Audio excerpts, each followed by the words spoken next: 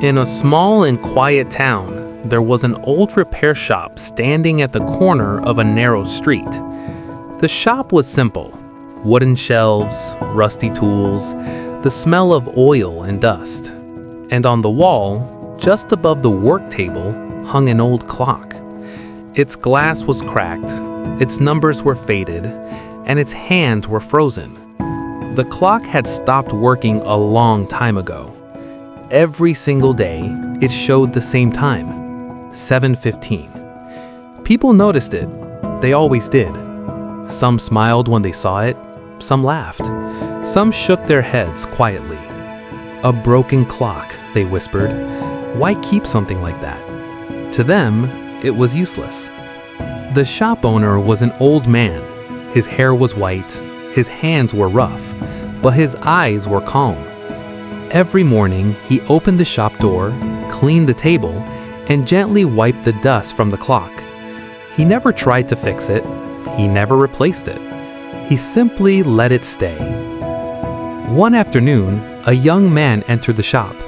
He was well-dressed, holding his phone tightly, clearly in a hurry. He looked around, then his eyes stopped at the clock. He laughed. "Why do you keep a broken clock?" he asked. "It doesn't even work." The old man looked up and smiled. "It still has value," he said softly. The young man frowned. "How? It's broken. It's useless." The old man didn't argue. He didn't explain. He only smiled and returned to his work. The young man shrugged and walked away, still believing that something broken was something worthless. Time passed. Days turned into weeks. Weeks turned into months. The clock stayed, silent, still, ignored. Children pointed at it and laughed. Visitors mocked it. Even friends of the shop owner asked the same question. "Why don't you throw it away? It doesn't serve any purpose. It only takes space." But the old man always gave the same answer. Not everything needs to move to matter. One night, dark clouds covered the town. Thunder rolled across the sky. Rain poured heavily. Then suddenly, the electricity went out. Streetlights died. Houses went dark. Digital clocks shut down. Phones lost power. Watches stopped ticking. The town fell into confusion. People didn't know the time. Hospitals struggled to manage schedules. Buses stopped running. Important meetings were missed. Without time, everything felt uncertain. When morning came, the storm finally passed. The sun slowly rose. People stepped outside, tired and confused. Someone walked past the repair shop and stopped. She stared at the wall. "Wait," she whispered. "Isn't it 7:15? Another man checked the sky, then his watch, now working again. "It is," he said. "That clock is correct."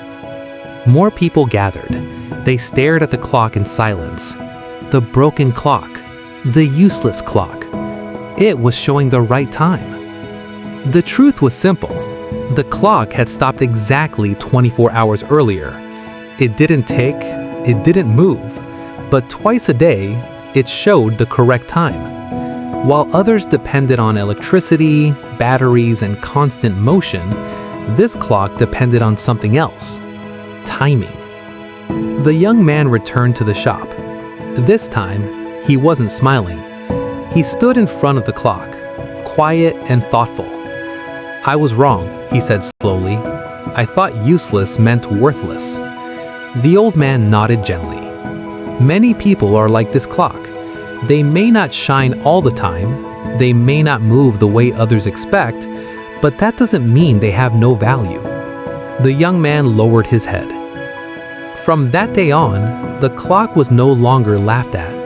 People didn't come to check the time, they came to remember the lesson. That value is not always visible. That usefulness is not always loud. That being different does not mean being nothing. Some people succeed early. Some people succeed late. Some people shine every moment. Some people shine only once in a while. But even once can change everything.